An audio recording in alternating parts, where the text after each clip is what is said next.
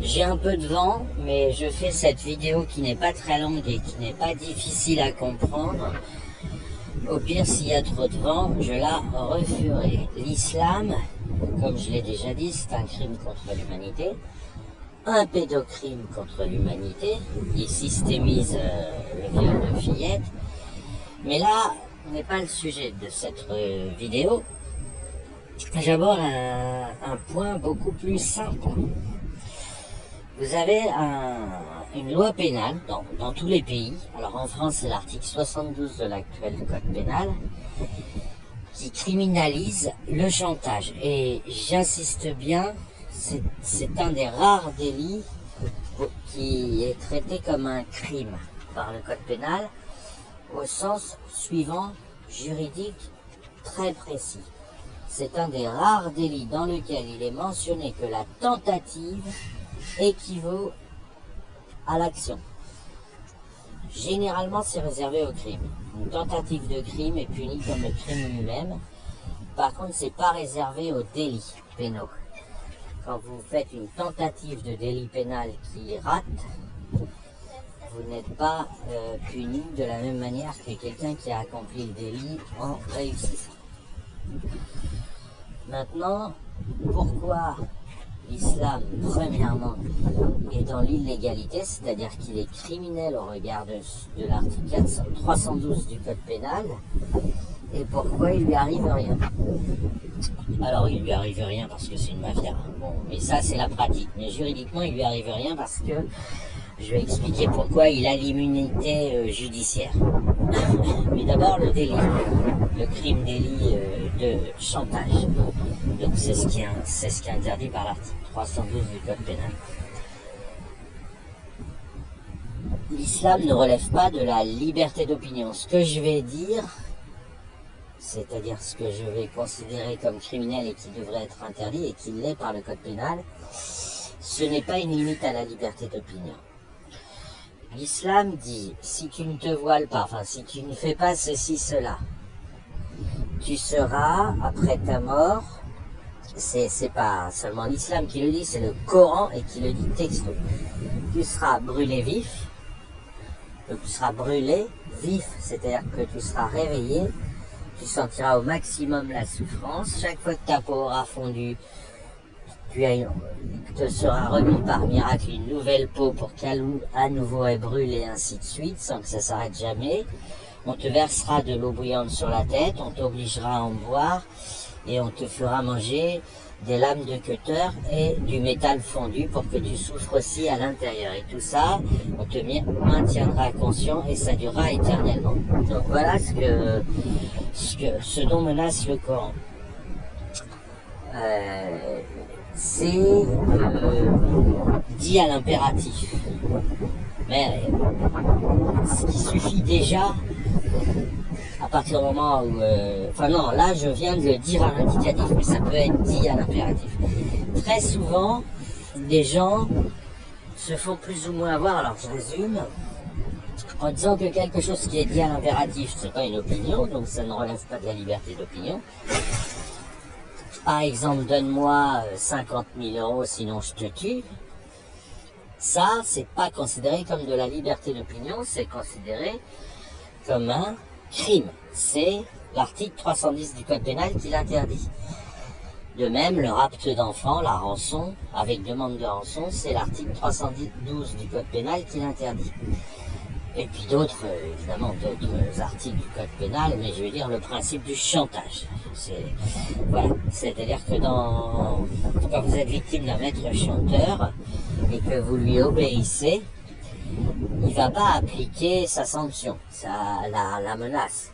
Et du coup, si vous rajoutez pas des articles de loi, il risque de s'en sortir en disant j'ai rien fait, j'ai pas tué la personne. Bah oui, mais t'as donné 50 000 euros parce que tu lui as fait du chantage à la tuer, tu es donc coupable. C'est illégal. Pour ça, il faut rajouter des articles de loi. Le code pénal, c'est strict. Maintenant, vous pouvez le dire à l'indicatif. Je t'informe, je te donne une opinion. J'émets une opinion à ton endroit. Si tu ne me donnes pas 100 000 euros, alors tes enfants seront brûlés vifs par la mafia. C'est criminel, c'est un chantage, c'est pas une opinion, mais pourtant c'est exprimé dans la forme comme une opinion. C'est donc du chantage, et c'est donc illégal, et c'est donc un crime. Enfin, c'est un délit, c'est classé en délit, mais crime et délit, vous savez, il n'y a pas beaucoup de différence. Je crois que ça va jusqu'à 10 ans de prison ferme, le chantage. Donc, mais ça peut même être plus s'il y a certaines circonstances à prendre. Donc, de ce point de vue, ensuite se pose la question de l'auteur. Un texte d'une mafia, d'une organisation mondiale, à tout autant va faire de la personne morale qui est l'organisation mondiale, donc en l'occurrence la multinationale islamique, au même titre que Coca-Cola, que Burger King, que la mafia italienne, etc. Ce sont des personnes morales, elles sont coupables. Il n'y a pas que les personnes physiques qui sont coupables, après les réponses gouvernementales, policières et voire militaires peuvent être plus ou moins différentes, mais elles sont coupables. L'islam est coupable de chantage. Maintenant, pourquoi il n'est pas mis en examen? Pourquoi le Coran n'est pas interdit? Pour une raison très simple. C'est comme pour les députés, les présidents de la République. Si une multinationale a le statut de religion, elle est immunisée, elle est inattaquable. Je vais prendre un exemple très simple. Si Hitler avait dit que c'est Dieu qui lui a dicté Mein Kampf, aujourd'hui, au titre de l'article 1er de la Constitution française, et dans les autres pays il y a des articles similaires, Hitler serait, enfin son livre Mein Kampf serait inattaquable, il ne serait pas interdit en librairie, etc. Voilà. Maintenant, pourquoi je raconte tout ça? C'est très simple. Vous avez une escroquerie. Bon, c'est une ruse de sioux, mais c'est une escroquerie, tout le monde le voit, mais les gens font semblant de ne pas le voir, enfin les avocats de l'islam font semblant de ne pas le voir, qui consiste à dire mon voile, mon choix. C'est-à-dire qui consiste à dire si ton père t'a pas obligé, si ton environnement t'oblige pas, tu n'es pas victime de quoi que ce soit, tu t'es voilé librement. Non, alors ça c'est faux. Et c'est totalement évident, là, l'adolescente qui se voile, c'est une victime encore plus grave dès lors qu'elle a peur d'être brûlée vive, post-mortem éternellement. Je veux dire, une claque par ton père, une pression de ton environnement, c'est quand même plus facile de s'en libérer, éventuellement de t'enfuir. Alors je dis pas que c'est facile, hein. Il y a des victimes, mais que si on t'a mutilé physiquement, si tu as été victime de maltraitance enfantine, donc de pédocrime, c'est l'équivalent d'un pédocrime, et qu'on t'a fait croire que tu serais brûlé vif après ta mort, dans l'islam il n'y a pas de mort de toute façon, donc, que tu serais brûlé vif après la phase de vie terrestre, si tu n'obéis pas à cette injonction de porter un voile, et après ça varie, mais globalement on le voit chaque jour, la femme est littéralement humiliée et obligée de se cacher derrière dans des sacs poubelles. C'était une expression qu'avait utilisée Zineb El Razaoui, qui était tout à fait pertinente. L'islam est une véritable monstruosité pour les femmes dans le monde entier. Je rappelle que l'islam viole 14 millions de fillettes. Je rajouterai le YouTube à la suite de celui-là dans le tweet auquel je destine le lien de ce YouTube. Donc, il faut avoir les idées très claires. Quand vous voyez une jeune fille, une femme dire c'est mon choix, c'est pas vrai du tout. Vous voyez une victime, alors là on pourrait parler plus que de mafia, une victime de secte, c'est-à-dire une personne qui a été maltraitée dans le passé, à qui on a mis de la merde dans la tête, et surtout à qui on a mis une grande peur dans la tête. Cette peur d'être brûlé vif post-mortem, c'est une peur absolument gigantesque. C'est la seule raison qui fait qu'aujourd'hui l'islam produit des fous sincères. L'islam, il produit deux types de fous, mais il produit des fous sincères en partie. c'est-à-dire des gens qui agissent, qui accomplissent toute leur monstruosité, tout leur, entre guillemets, hein, comme certains diraient, satanisme, pour la seule et unique raison qu'ils veulent éviter ça. Qu'ils veulent éviter qu'une fois leur vie terrestre terminée, ils passent au barbecue en restant conscients et en étant brûlés vifs éternellement. Ils veulent éviter la torture.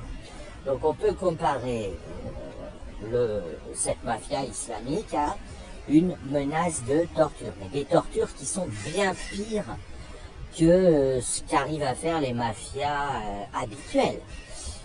Bien que, bon, les mafias habituelles peuvent aller très loin, mais là ça dure éternellement. Vous ne pouvez même pas vous dire, ça va, au bout d'un moment je vais m'évanouir de douleur et ce sera terminé, quitte à mourir, vous voyez.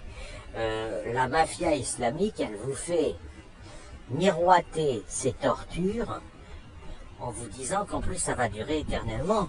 Ce qui fait que soit vous êtes solide et pas naïf et vous voyez l'arnaque, mais attention, et ce sera mon dernier point avant de clôturer cette vidéo, cet audio, attention, les gens, très peu de gens sont sûrs que c'est vrai, hein, mais c'est suffisant qu'il y ait une chance sur 1000, une chance sur 10 000, une chance sur 1 million que ça arrive pour qu'ils aient une peur absolument pathologique. Que ça arrive, c'est comme la roulette russe, mais en bien pire. La roulette russe, les gens n'y jouent pas, et pourtant ils ont 5 chances sur 6 de rester en vie, puisqu'il n'y a qu'un seul trou qui les tuera, mais ils n'y jouent pas. Ils ne veulent pas jouer à 7 chances sur 6. Sauf que la seule punition de la roulette russe, c'est la mort. A priori, on ne perçoit pas, il peut y avoir une petite souffrance au moment de passer de vie à mort, mais on ne perçoit pas l'exécution d'une balle dans la tête comme quelque chose faisant souffrir longtemps. On se trompe peut-être, mais on ne le perçoit pas comme ça. C'est le degré 1 de la monstruosité. L'islam, il monte au degré 2. Il vous met en position par son activisme, par sa propagande, par la maltraitance qu'il inflige aux enfants, il vous met en position de devoir continuellement ou très souvent penser à une roulette russe où la balle, hein, donc les gens qui ne sont pas sûrs que c'est vrai mais qui ont un peu peur que ce soit vrai, où la balle c'est brûler vif éternellement, boire de l'eau bouillante, manger du métal fondu. Et donc ces personnes, elles sont victimes d'une véritable torture mentale, puisque cette peur, c'est difficile à affronter. Même si vous êtes rationnel, même si vous vous dites, il y a 99% de chances que ce soit des conneries, si vous n'avez pas les outils, vous ne courrez pas le risque. Vous ne jouerez pas la roulette russe avec 99 trous vides et l'enfer dans le trou restant, ce qu'ils appellent l'enfer, c'est-à-dire la menace islamique, vous ne jouerez pas, et donc vous vous soumettrez à l'islam. Cette astuce bien connue de toutes les sectes a été littéralement bien peaufinée par l'islam, au prix d'ailleurs de beaucoup de choses, c'est que le Coran est complètement raté par ailleurs, mais il a vraiment pensé à ça. Ça, il s'est dit, c'est important, sinon on n'existera plus. Ça, plus l'exécution de tous les islamo-critiques, sont les deux jambes sur lesquelles marche la mafia islam pour asseoir son pouvoir.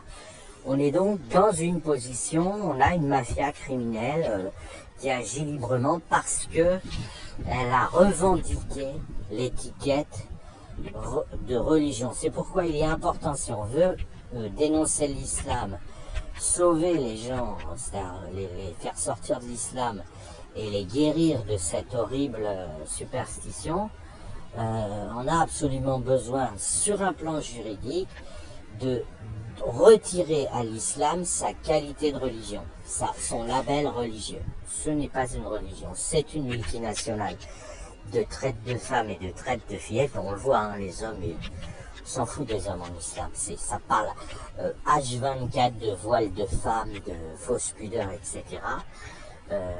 Et ça, si vous voulez, tant que l'islam continue de se promener avec son label « J'ai le droit de raconter tout ce que je veux, je suis une religion, l'article 1er me protège », on ne pourra pas faire grand-chose parce qu'on n'aura pas la démarche juridique.